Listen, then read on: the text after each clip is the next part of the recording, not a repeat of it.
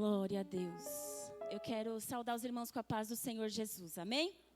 Os irmãos podem se sentar. Irmãos, eu não quero me alongar hoje, mas de forma talvez até diferente das outras vezes que eu tive a oportunidade de ministrar a palavra aqui. Eu quero, de alguma forma, apelar ao seu coração, para que, à medida que essa palavra for ministrada, esta palavra que não é minha, mas é do Senhor, que você possa, de alguma maneira, encontrar aí dentro de você o caminho para acessar o Senhor de uma forma diferente, sabe? Como você nunca encontrou antes uma oportunidade de acessar a Ele. Não porque em algum momento Ele se fez indisponível, mas é porque às vezes a rotina, a liturgia, aquilo que acontece costumeiramente nos tira as oportunidades de tocar o Senhor. De tocar o Senhor e mais do que isso, de sermos tocados por Ele. Então você aí no seu lugar não olhe para a minha pessoa aqui como alguém, como a pregadora da noite. Não olhe para a minha pessoa aqui como alguém que detém o conhecimento de qualquer coisa. Não olhe aqui para mim como alguém que entende mais da palavra do que você. Não olhe para mim assim. Nem como alguém que está aqui para lhe proporcionar um ensinamento, porque este não é o momento apropriado para isso. Mas se você estiver nesta noite com o seu coração sensível, se você conseguir encontrar nesta noite o caminho para acessar, para tocar o Senhor, permitindo que Ele de volta te toque, a sua vida hoje pode ser curada aqui. Eu não sei das suas vivências, eu não sei o que você tem pensado, eu não sei o que tem te afligido, mas eu sei que talvez existam pessoas aqui neste lugar sentadas que precisam de cura, sabe? Talvez exista alguém, talvez essa pessoa está aí sentada do seu lado direito, do seu lado esquerdo. Se esta pessoa não for você mesmo, talvez existam pessoas aqui que necessitam de uma cura da parte do Senhor. E este pode ser o momento. Foi orado aqui nesta mesma noite, no início deste culto, que à medida que a palavra ela é pregada, à medida que a palavra do Senhor ela é ministrada, as cadeias se rompem, pessoas são salvas, doenças, enfermidades podem sim ser curadas, as dores, as feridas da alma, elas podem ser sanadas, elas podem ser curadas. Então veja este momento hoje de uma forma diferente. Não escute simplesmente com o seu aparelho auditivo, sabe? Mas entenda esta palavra, compreenda o que o Senhor tem a tratar conosco aqui. Abra a sua Bíblia lá no Evangelho que escreveu João, capítulo 1.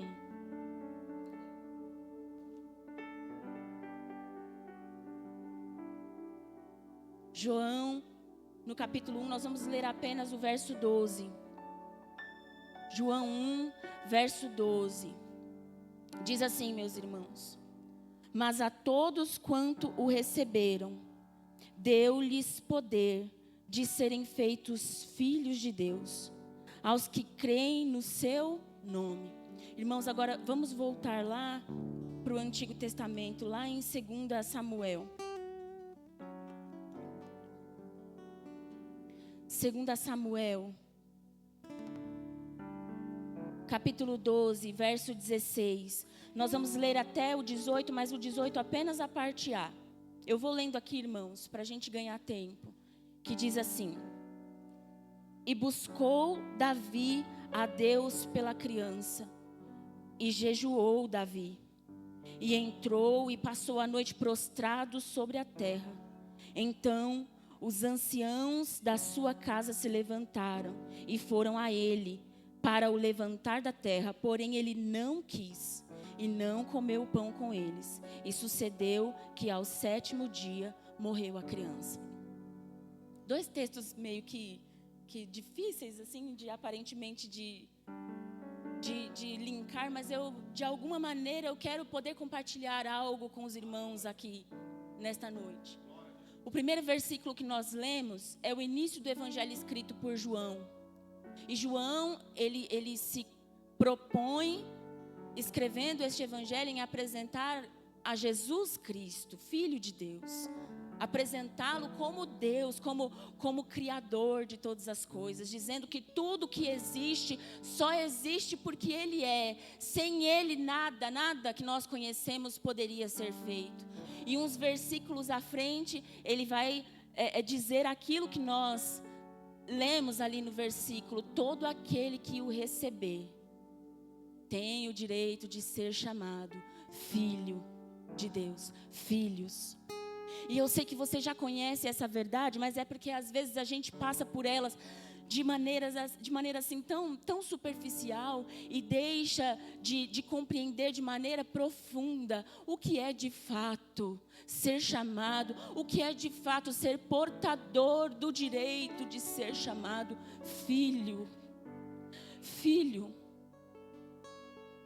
Eu não sei qual que é a sua composição familiar. Eu não sei como foi a sua composição familiar quando você era uma criança. Talvez você foi educado, criado por pai e por mãe. Talvez você não teve um lar em que o seu pai esteve junto com a sua mãe te criando, somente a sua mãe te criou. Ou pode ser que você foi criado por uma avó. Eu não sei qual foi a sua composição familiar, mas fato é que independente da situação em que você nasceu, você tem o direito de ser chamado filho, não somente do seu pai, não somente do homem que te gerou, mas do homem que criou todas as coisas, daquele que criou todas as coisas. Eu não sei se em algum momento da sua vida você até sentiu falta desta figura, sabe? Talvez sim. Mas a palavra de Deus nos garante que nós não somos órfãos. Nós somos chamados filhos de Deus. E aí quando eu olho para Davi, esse texto que nós lemos em 2 Reis, vai falar a respeito de uma situação que Davi viveu após ter pecado, sabe? Pecou, caiu com Batseba. E deste pecado foi gerado um filho.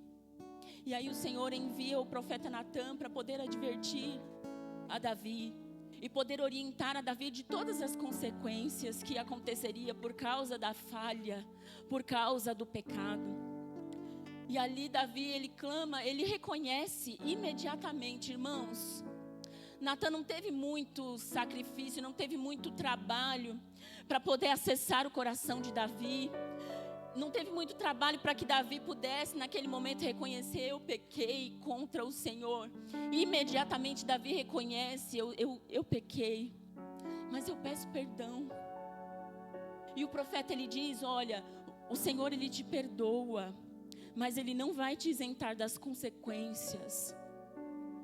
Todo tipo de mal vai se levantar contra você dentro da tua própria casa. E essa criança que Batseba está esperando, ela certamente morrerá.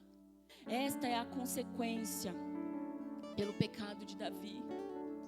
Davi como um filho, sabe, um filho que sabe que aprontou. Os pais aqui vão entender muito bem a situação.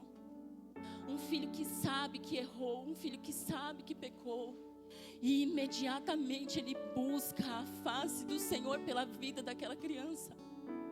A palavra de Deus fala que Davi, ele se prostra ao chão, mas não assim, não de uma maneira simples, de uma maneira superficial, não, Yuri. Ele se joga verdadeiramente, ele se humilha diante do Senhor, como quem reconhece que pecou, mas também como uma criança que, sabendo que errou, apela ao coração do pai e fala: pai, por favor, me dá mais uma chance.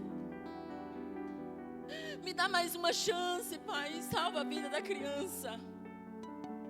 Davi, ele se jogou, e não somente se jogou no chão, mas ele jejuou, e ele orou, e ele clamou. E ainda assim a criança morreu. O versículo que nós lemos diz que no 7º dia aquela criança veio a falecer. Davi estava num momento de grande frustração. Davi poderia ter continuado ali no chão, sabe? Quando soube da notícia que o filho havia morrido, ele poderia ter continuado prostrado no chão, porque afinal de contas agora vem o luto. E como é permitido a alguém que perdeu, alguém que ama, viver este luto, Davi poderia continuar ali prostrado. Era um momento de frustração, era um momento de tristeza. Mas o Senhor, mas o nosso Deus, o Deus Criador, que chamou Davi segundo o meu coração, homem segundo o meu coração, Ele é um pai. E Ele é um pai que Ele não poupa. Ele não nos priva do sofrimento. Ele não nos poupa das frustrações. O Senhor, Ele permite, Ele nos leva até os nossos limites verdadeiramente. E assim como foi cantado aqui neste altar, Ele continua sendo bom. Quando o não de Deus chega nas nossas vidas, isso não diminui o tamanho, o poder, a majestade, a glória. Quando o Senhor, Ele nos diz um não, quando o Senhor, Ele nos priva de algo, quando o Senhor, Ele nos permite sofrer, quando o Senhor, Ele nos permite passar mesmo por momentos de frustração, de perda. Até mesmo nestes momentos, a glória e o poder dele se manifesta sobre a nossa dor. E é sobre isso que eu quero falar com você, porque talvez as tuas frustrações tenham te convidado a continuar aí prostrado. Talvez as tuas frustrações, os teus medos, as tuas dores tenham te paralisado e te levado a ficar no lugar do luto. A palavra de Deus fala que ao saber que o filho tinha morrido imediatamente, ele se levantou e comeu. E continuou. E quando questionado, ele disse: eu chorei enquanto estava doente, me prostrei, clamei, mas agora se foi. Se eu continuar prostrado, a criança porventura vai voltar para mim?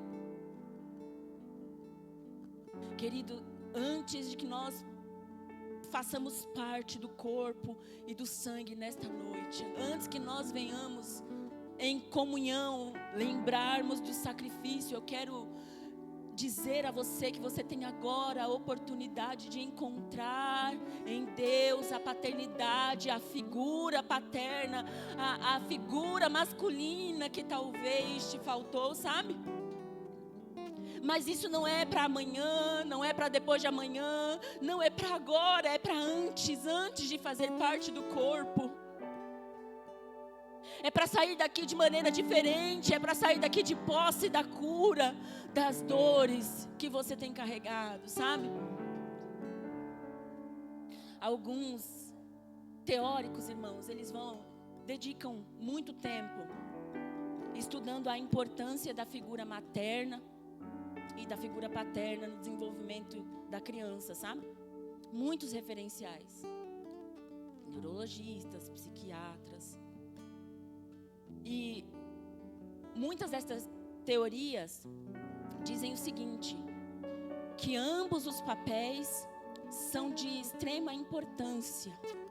E para um bom desenvolvimento, cada um, pai e mãe, precisa desenvolver o seu papel de acordo com a sua função. Ou seja, um homem que se comporta como mãe, ou uma mulher que se comporta como pai, de alguma maneira, vai afetar o desenvolvimento dessa criança, sabe? A figura da mãe é de extrema importância. Desde o útero, desde a concepção, a figura materna é aquela que primeiro vira morada, né? É aquela que durante 9 meses se torna casa de um novo ser que está sendo gerado. Depois que essa criança nasce, essa mãe, ela provê o colo, ela provê o alimento, esta mãe, ela provê o afago, o carinho, sabe? E é um amor tão grande. É um amor que quase não dá muito para explicar assim, porque só uma mulher que um dia gerou e segurou o filho nos braços sabe dizer o que se passa na cabeça, na mente desta mãe, desta mulher. A mãe é aquela que consegue interpretar as necessidades de um ser que não fala. A mãe é aquela que interpreta o choro. Sabe se aquele choro é de fome. Sabe se aquele choro é de dor. Sabe se aquele choro é de desconforto. E às vezes nós mães até nos gabamos um pouco disso, né? Porque é uma tarefa tão maravilhosamente árdua. É uma tarefa, irmãos, amamentar uma criança não é fácil, não. As mães que estão aqui vão poder dizer. Amamentar uma criança muitas vezes causa dor em nós, muita dor. Não é pouca dor, é muita dor. Muita dor. Mas não supera a satisfação de saber que você está provendo alimento ali para aquela criança. Não supera a satisfação de saber que se ela está se desenvolvendo fisicamente, você tem um papel importante nisso. Como é maravilhoso. É muito maravilhoso. Só que aí entra a figura do pai. E é mais ou menos assim. O pai é aquele que coloca limites nesse amor, sabe? É meio estranho, é meio aversivo o que eu estou dizendo.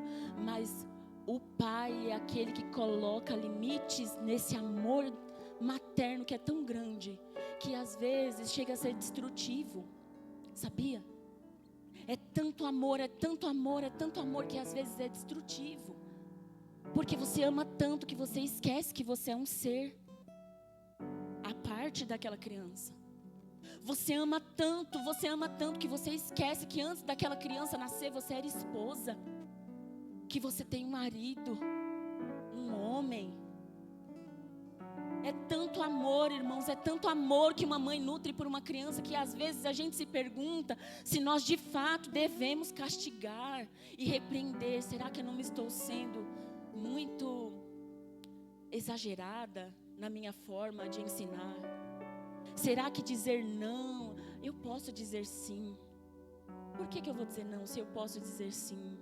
A figura paterna, ela vem e coloca um limite neste amor. Porque o pai é aquele que não vai atender qualquer choro. Que não vai correr para qualquer choro. O pai é aquele que quando a criança começa a dar os primeiros passos, ele solta mesmo, solta e deixa cair. O pai é aquele que quando chega lá o momento das primeiras pedaladas, ele larga a bicicleta mesmo, porque os tombos fazem parte. Os tombos fazem parte do processo. As quedas fazem parte do processo. O pai é aquele que não priva o desenvolvimento da criança por excesso de zelo. Os irmãos entendem? Os irmãos compreendem? Como esse amor transbordante de uma mãe, com esse espírito aventureiro do pai, é tudo que uma criança precisa para se desenvolver bem? É tudo o que uma criança precisa para não sentir falta ou se sentir minimamente falta da figura de um homem que a impulsionou para fora. Irmãos, o que eu estou querendo dizer com isso é que antes mesmo desses teóricos todos estudarem e se debruçarem sobre o desenvolvimento infantil, antes mesmo de todas essas pessoas buscarem conhecimento do que é um ambiente bom para que uma criança se desenvolva, antes dessas pessoas pensarem, o Senhor já era a melhor e maior referência de pai que alguém pode ter. O Senhor sempre foi, desde a eternidade, tudo o que nós precisamos para o nosso desenvolvimento físico, emocional, espiritual. O que eu quero dizer a você é que talvez as suas frustrações por motivos diversos, porque a gente se frustra tanto, né? Nós queríamos um lugar melhor para morar. Nós queríamos um carro melhor, mais confortável para nossa família. Eu queria. Nós queríamos ter mais tempo para viajar. Nós queríamos, e essas coisas nos frustram. Porque parece que o que a gente tem de sobra é boleto. Tem alguém aí assim também? Não é? A gente se frustra porque a gente queria tão mais. A gente se frustra porque o comportamento das pessoas ao nosso redor não é igual ao que nós criamos como expectativa. Não atende às nossas expectativas. Isso acontece dentro da nossa casa porque nós mulheres criamos tantas expectativas sobre os nossos esposos. A gente cria tanta expectativa. Eu queria que esse homem fosse assim, Senhor. E a gente até ora e pede, Senhor, transforma esse homem, traz para a tua presença, Senhor, transforma o comportamento dele. A gente vai criando expectativas sobre alguém que não tem a capacidade de atender sequer muitas vezes, das nossas expectativas. E isso não faz dos nossos esposos pessoas ruins, mas isso nos faz lembrar que colocar as nossas expectativas em quem quer que seja nos leva verdadeiramente à frustração. E o Senhor, Ele não nos impede de passar por elas. Talvez as suas frustrações estão te retirando da presença de Deus. Talvez as suas dores, as suas frustrações estão te retirando aqui deste altar. Estão tirando, está fazendo com que escorregue por entre os seus dedos a oportunidade de exercer o chamado ao qual o Senhor te fez. Porque a gente se frustra com os nossos irmãos, a gente se frustra com as nossas lideranças, a gente se frustra com o homem, a gente se frustra com o pastor, a gente se frustra com o obreiro, a gente se frustra e por causa desta dor, por causa da tristeza, a gente vai se afastando do propósito, a gente vai tapando os nossos ouvidos para não ouvir o chamado, a gente vai fechando o coração para não perdoar mesmo. A gente vai fechando os nossos olhos para não ver a necessidade que está ao nosso redor. A gente vai se fazendo mesmo para não enxergar o irmão que está do lado e que precisa. E a gente usa como argumento a palavra que foi direcionada, a paz do Senhor que não foi direcionado, o abraço que você esperou e que não recebeu. A gente vai usando todas essas coisas como argumento, mas eu vim aqui hoje, nesta noite, para te lembrar que não adianta usar nada, nenhuma dessas coisas como argumento, nada. Porque todas as nossas dores, todas as nossas frustrações, elas existem verdadeiramente para nos impor um limite, sabe?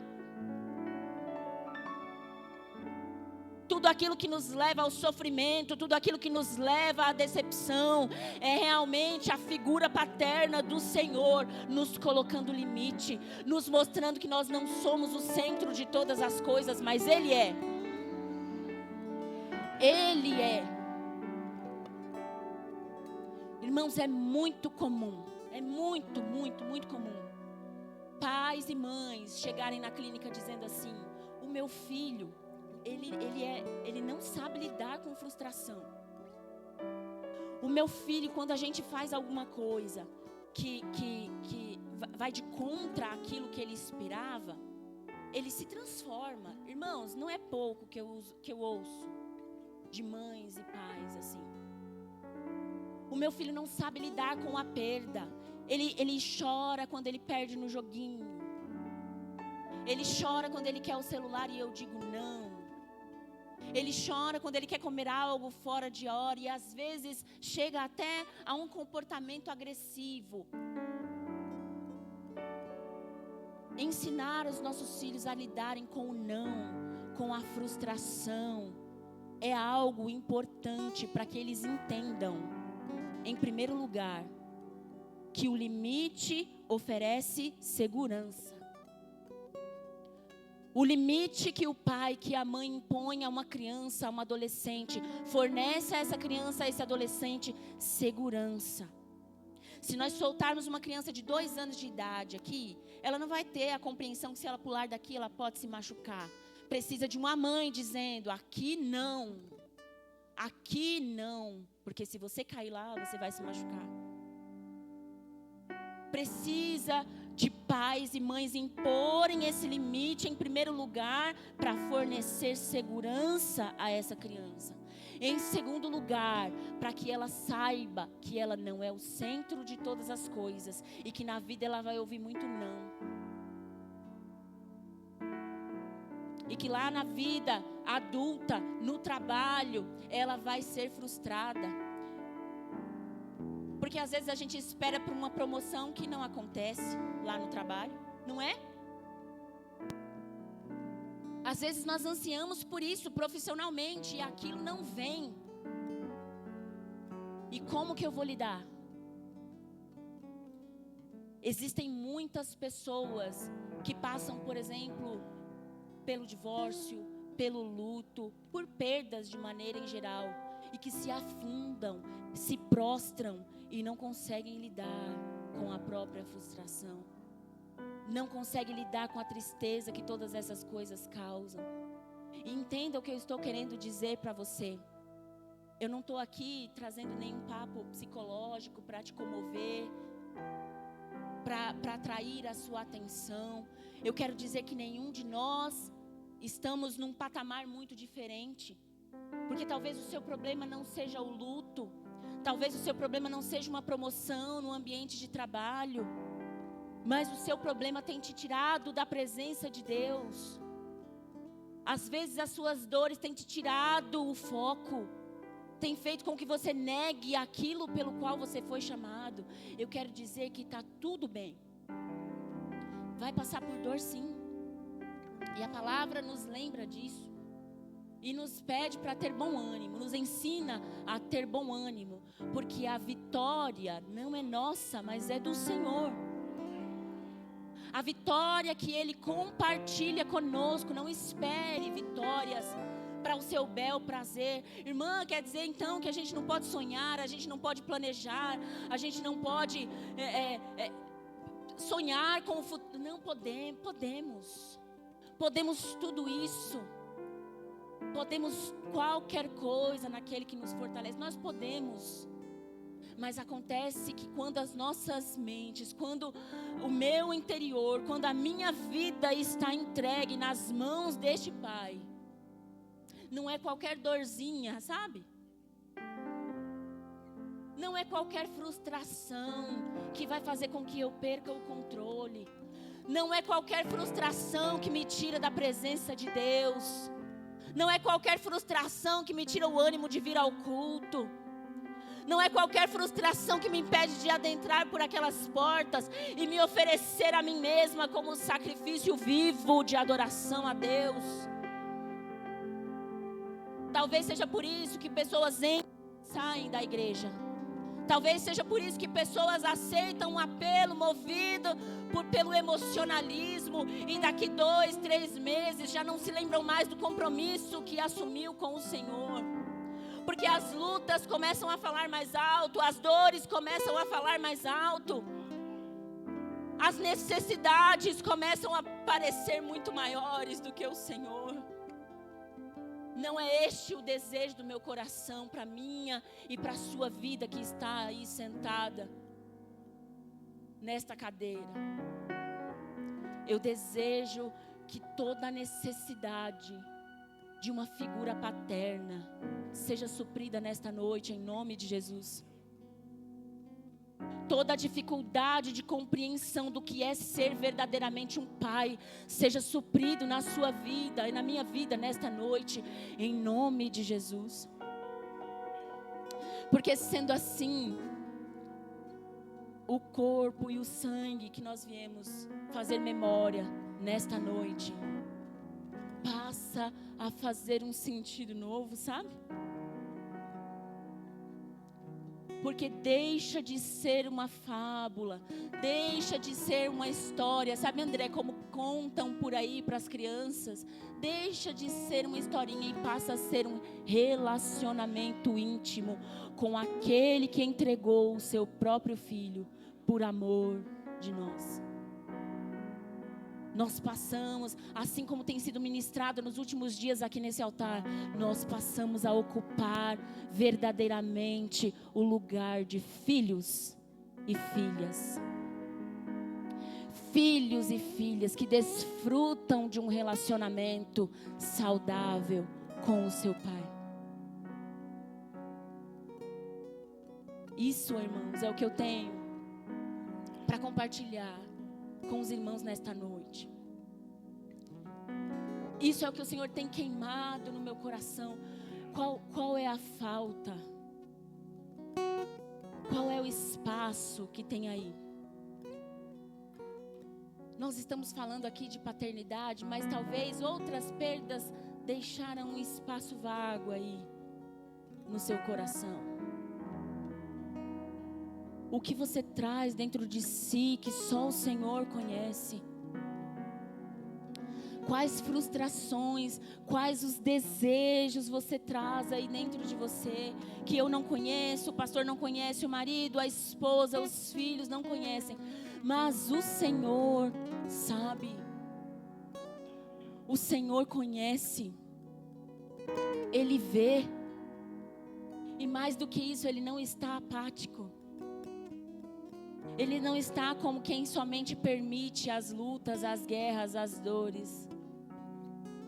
Ele não está como aquele que simplesmente olha lá de cima do trono com um ar de indiferença. Isso aí foi escolha sua, não. Tem cura para nós aqui nesta noite. Tem cura para mim e para você. Qual é o sofrimento que te tirou da presença do Senhor? Qual sofrimento te impede de arregaçar as mangas e de ocupar o seu espaço nesta obra tão grande?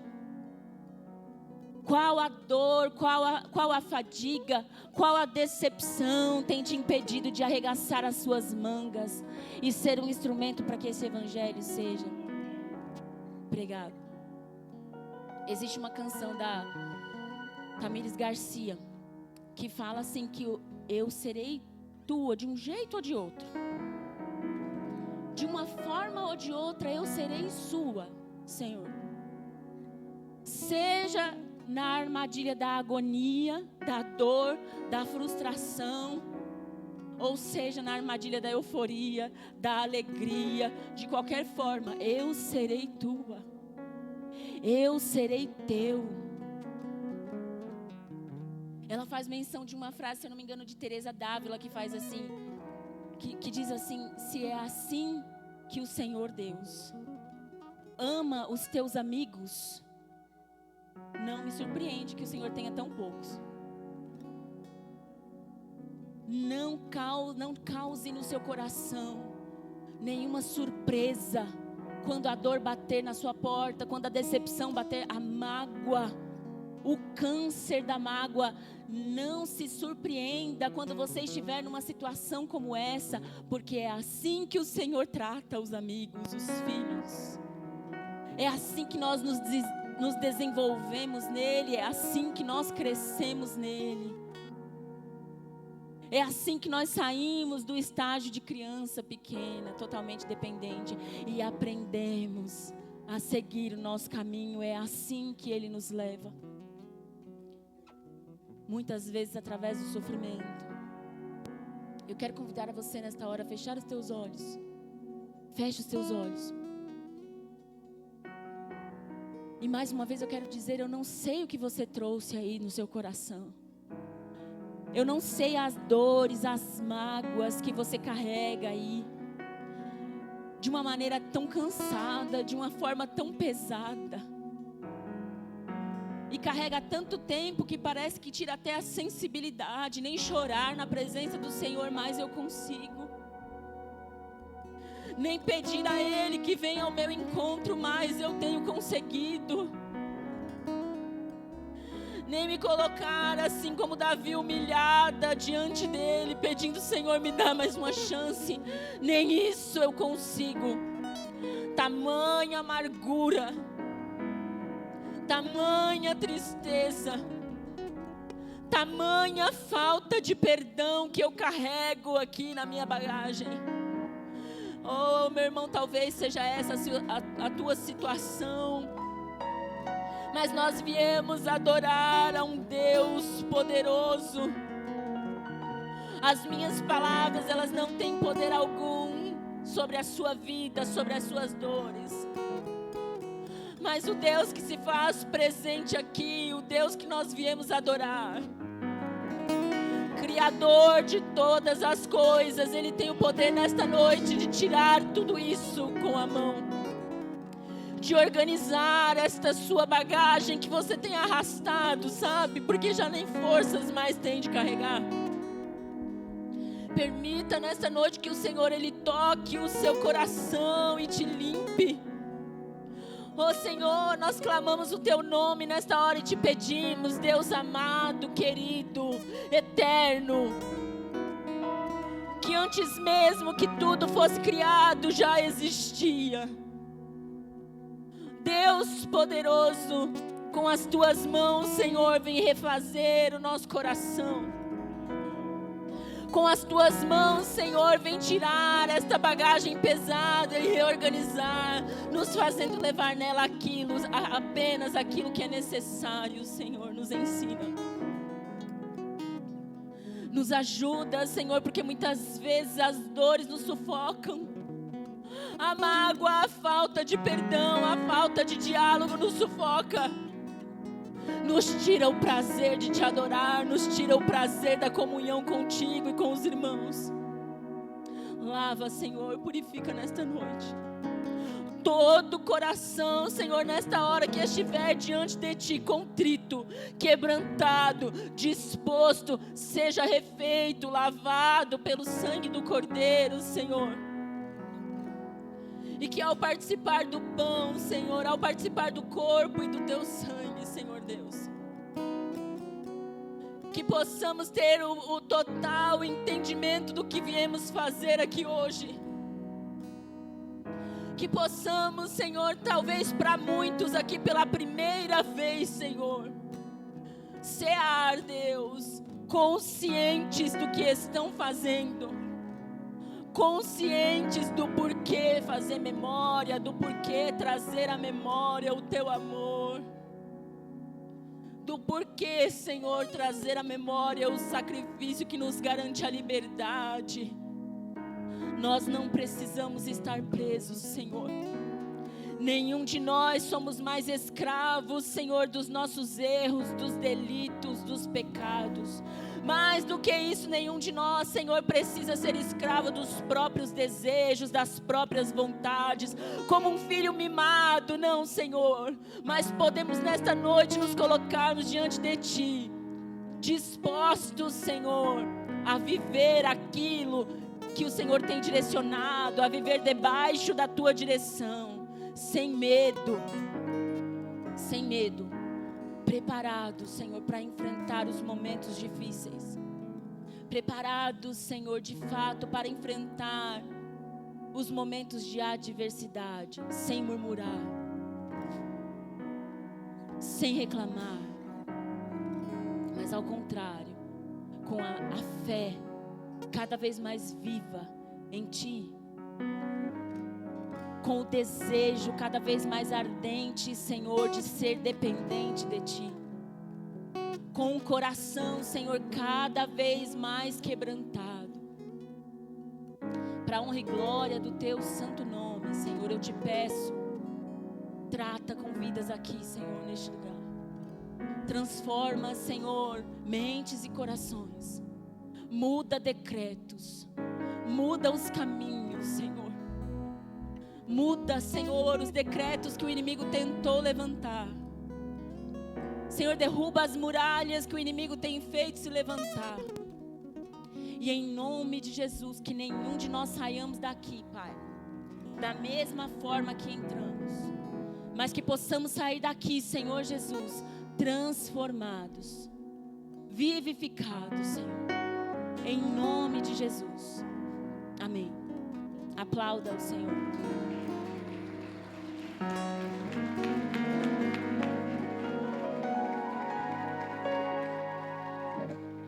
Glória a Deus. Que Deus continue abençoando a nossa irmã cooperadora Raquel. Amém, amados.